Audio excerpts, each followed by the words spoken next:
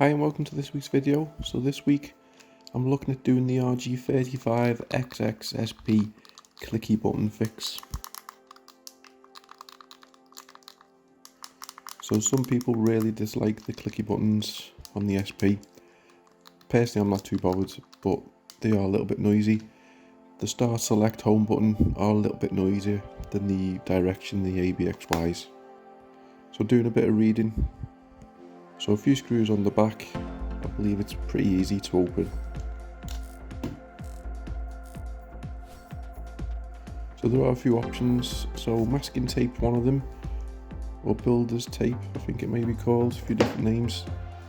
Electrical tape could be another option.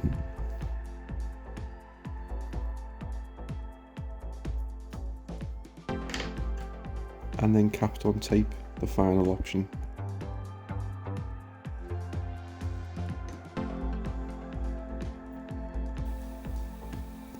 So downloaded this decibel meter off the App Store, and I'll take a reading of the buttons before and then after the mod.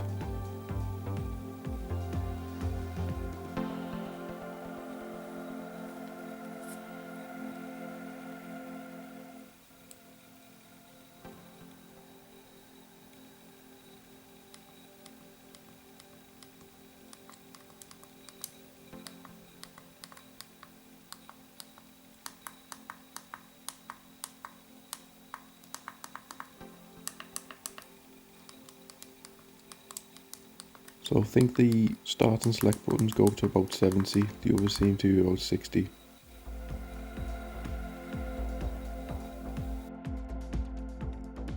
So there's 4 star-shaped screws on the back that need to come out first.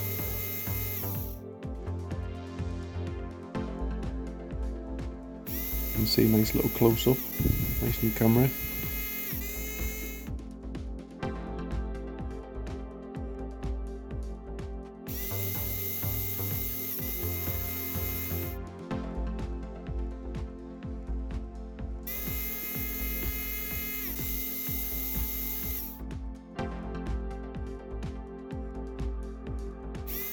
And then the crosshead that takes the battery cover off.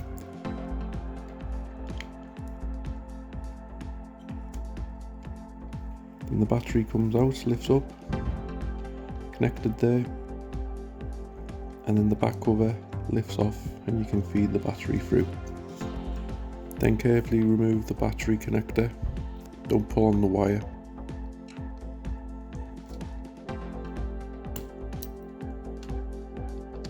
Then the shoulder buttons lift off.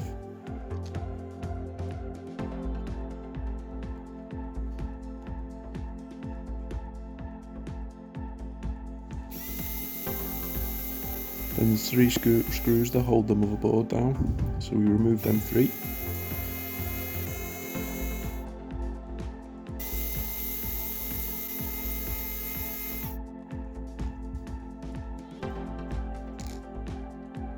Then carefully lift the motherboard up. There's a ribbon cable at the top which is attached to the back, so there is room for you to be able to maneuver it up and then release the latch.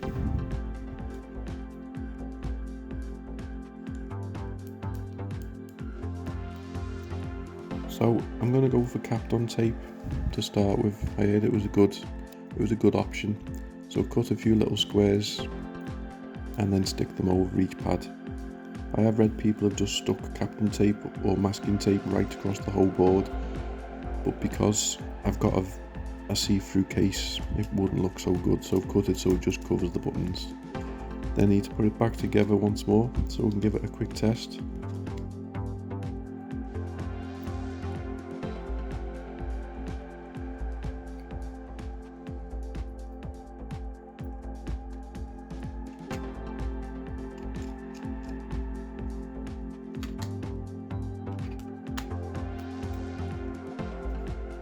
Then put it back next to me decibel tester and then press the buttons.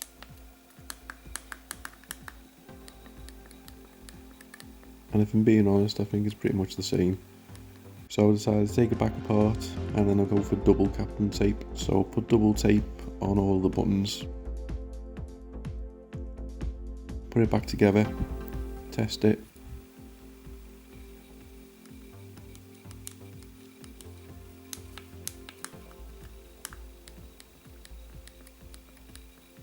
And I think it's just the same again, which I'm not really impressed with. So I decided to open up once more. So I'm going to get rid of the Kapton tape and I'm going to use masking tape instead. And I'm going to go straight in there as well, double up. So double masking tape on all the buttons, put it back together.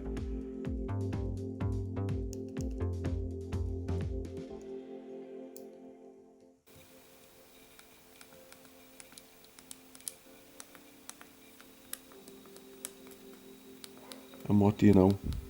I still think it's pretty much the same. So I've come this far, I thought, well, I might as well leave them on. Maybe when it's all fully back together, fully enclosed, all screwed back up, there may be a little bit more of a noticeable difference. So connect the motherboard back on. Put the side buttons back in, they just slide in. The 3 screws back into the motherboard.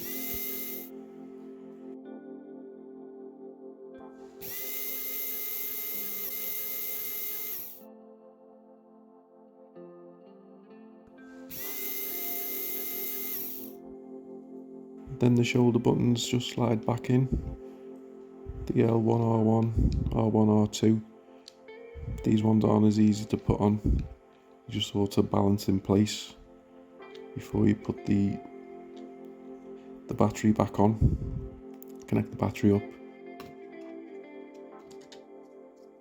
Feed it through the housing and then carefully place it on without the buttons falling off. Battery in place.